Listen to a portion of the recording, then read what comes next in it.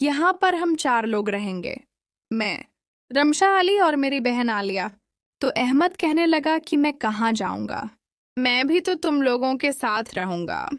फिर फूफो ने हमें हमारा कमरा दिखाया जो कि बिल्कुल परफेक्ट था। मेरे काम के लिए वो कोने में बना हुआ था। खैर, हम थोड़ी देर रेस्ट करना चाहते थे, तो हम वहीं सो गए। रात काफी हो चुकी थी। रात के किसी पहर मेरी आंख खुली। मैं पानी पीने के लिए उठा। देखा तो मुझे कहीं पानी नजर नहीं आया। फिर मैं इधर उधर देखने लगा, तो अचानक मेरी नजर मेरी बहन आलिया पर पड़ी। वो अकेली बेड पर सो रही थी। फिर मुझे ऐसे लगा कि चादर में कोई और भी है जो उसके साथ है। मैं बड़ा हैरान हुआ कि ये कौन है। फिर मैंने कमरे की लाइट ऑन की तो मेरे पैरों तले जमीन निकल गई, क्योंकि वो मेरा कजन अली था जो मेरी बहन के साथ था। पहले तो मैंने सोचा कि उन दोनों को डांटूं। फिर सोचा कि अगर मैं आवाज करूं तो रमशा भी उसी कमरे में सो रही है और अहमद भी, कहीं वो दोनों जाग न जाएं। फिर मैंने आहिस्ता से लाइट ऑफ की और जाके आराम से कहा, यार अली, ये यहाँ पर तुम लोग यही काम करने आए थे? तो अली कहने लगा, यार, असद भाई ने तो जोया को मना किया था यहाँ पर नहीं, लेकिन जोया बार बार तंग कर रही थी।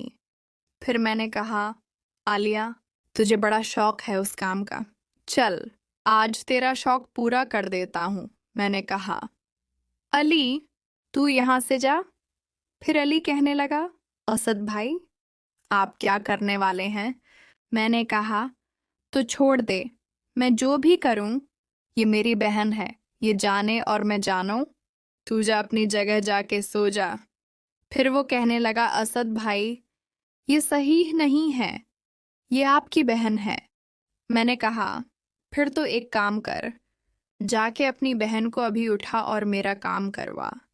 वो कहने लगा, ये नहीं कर सकता मैं, अभी तो उससे बात भी नहीं हुई, वो कैसे तुम्हारे साथ काम करेगी? मैंने कहा, जाना फिर, मैं तुझे बोल रहा हूँ। फिर आलिया कहने लगी, भाई, आपको क्या हो गया है? आपका दिमाग तो खराब नहीं हो गया? मैंने कहा, आलिया, चुपचाप पढ़ ही रहा है। उस रात भी तूने मुझे धोखा दिया था। तूने कहा था मैं आ रही हूं और मैंने तुझे छोड़ दिया था, लेकिन आज नहीं छोड़ूंगा। या तो मेरा काम कर या फिर मैं अभी शौर करके सब घर वालों को जमा कर लेता हूं और सबको पता चल जाना चाहिए कि तुम लोग क्या कर रहे थे। अली काफी डरा हुआ था। फिर मेरी बहन आलिया कहने लगी, नहीं असद भाई, हम कल रमशा से बात करते हैं, वो कल आपका काम कर देगी। फिर अली मेरी बहन आलिया को कहने लगा, सुया, रमशा को उन कामों से दूर रखो, उसका कोई कसूर नहीं है।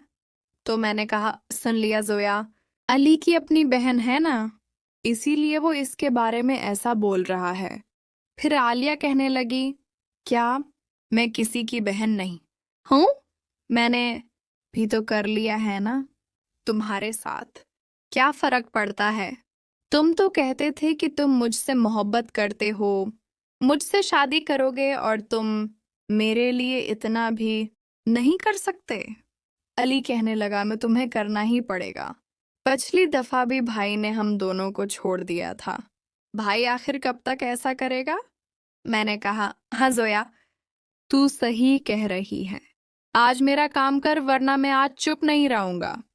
तो अली कहने लगा, भाई, मैं तो यहाँ से जा रहा हूँ, तुम दोनों बहन भाई हो, तुम जानो और तुम्हारा काम जाने।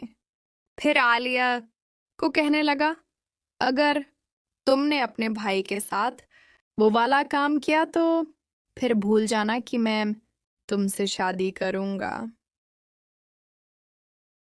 फिर अली मुझे कहने लगा, अकेले मेरा थोड़ी कसूर है, तुम्हारी बहन भी इसमें बराबर की शरीक है। बलाओ अगर तुम बलाना चाहते हो, सबको बलाओ, मेरा क्या होगा? तुम लोगों की ही बदनामी होगी। फिर वो ये कहकर वहां से चला गया। फिर आलिया कहने लगी, हाँ भाई, अली सही कह रहा है, इसका क्या है, वो तो एक लड़का है, मैंने कहा, जोया फिर तो तू एक काम कर, मुझे खुश कर। वो कहने लगी, भाई आपको खुश करने के लिए तैयार हूं, लेकिन मेरी भी एक शर्त है। अली के सामने नहीं, क्योंकि वो अभी तुम्हारे सामने कह गया है कि अगर मैंने तुम्हारे साथ वो काम किया तो वो मुझसे शादी नहीं करेगा। मैंने कहा, आलिया दफा कर उसको, हम कोई और अच्छा लड़का ढूंढ लेंगे। फिर जोया कहने लगी, नहीं भाई, मैं अली के साथ सब कुछ कर चुकी हूँ, मुझे बस अली ही अच्छा लगता है। मैंने कहा, छोड़ो ना, वो बज़दिल इंसान है। जब तुम्हारे लिए इतना कदम नहीं उठा सकता तो तुम उसके लिए क्यों परेशान हो रही हो? वो कहने लगी, नहीं भाई, आप नहीं समझेंगे, बस आज से मुझे वही अच्छा लगता है। मैं आपका काम कर तो रही हूँ, लेकिन अली को हमारे रिश्ते के बारे में पता नहीं चलना चाहिए, क्योंकि मैं उससे शादी करूंगी। मैंने कहा, फिर क्या करें? वो कहने लगी, अभी जाओ और अपनी जगह जाके सो जाओ। 1-1.5 घंटे बाद जब सब सो जाएंगे तो मैं खुद आपको आवाज दूंगी और आप आ जाना और अपनी ख्वाहिश पूरी कर लेना। मैंने कहा, चलो ठीक है, क्योंकि मुझे तो नींद आने वाली थी। नहीं, मेरा जिस्म भी बड़ी तरह से जागा हुआ था। फिर मैं अपनी जगह आया और ऐसे ही लेट गया। अब मैं मोबाइल चला नहीं सकता था, क्योंकि कमरे में काफी अंधेरा था। अगर मैं मोबाइल चलाता तो दूसरे लोग भी जाग जाते। मैं ऐसे ही काफी देर पड़ा रहा और इंतजार करता रहा कि कब 1 घंटा गुजरे और मैं चला जाऊं। फिर बड़ी मुश्किल से 1 घंटा गुजरा। मैंने देखा तो मेरी बहन सो रही थी। मैंने समझा कि शायद वो मेरा इंतजार कर रही होगी। मैं आहिस्ता से उसके पास गया, उसे उठाने के लिए। वो तो बिल्कुल नींद में थी या पता नहीं वो एक्टिंग कर रही थी। मैंने कहा, आलिया उठ जाओ। मैंने उसे काफी हिलाया, लेकिन वो नहीं उठी। मैं आहिस्ता आहिस्ता उसे काफी उठाता रहा। मुझे लग रहा था कि वो एक्टिंग कर रही है। मुझे काफी गुस्सा आ रहा था, लेकिन मैं शूर भी तो नहीं कर सकता था। मैंने 10 मिनट उसे उठाने की कोशिश की, लेकिन वो ना उठी। फिर मैं गुस्से से वापस अपने बिस्तर पर आकर सो गया। मैं सोया तो फिर मेरी आंख लग गई। मेरी आंख सुबह 9 बजे के करीब खुली। घर में बहुत शोर शराबा था, बच्चे इधर उधर भाग रहे थे। फिर मेरी फूफो आए और कहने लगे, तुम आखिर में उठे हो, चलो नाश्ता कर लो।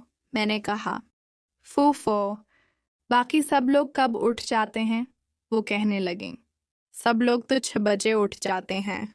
यहाँ तो सब यू आर्त और यू आरत ही उठते हैं, बस तुम लेट तक सोते रहे हो। मैंने कहा, हाँ फूफो, असल में ट्रेन की थकन की वजह से रात को भी नींद अच्छी नहीं आई।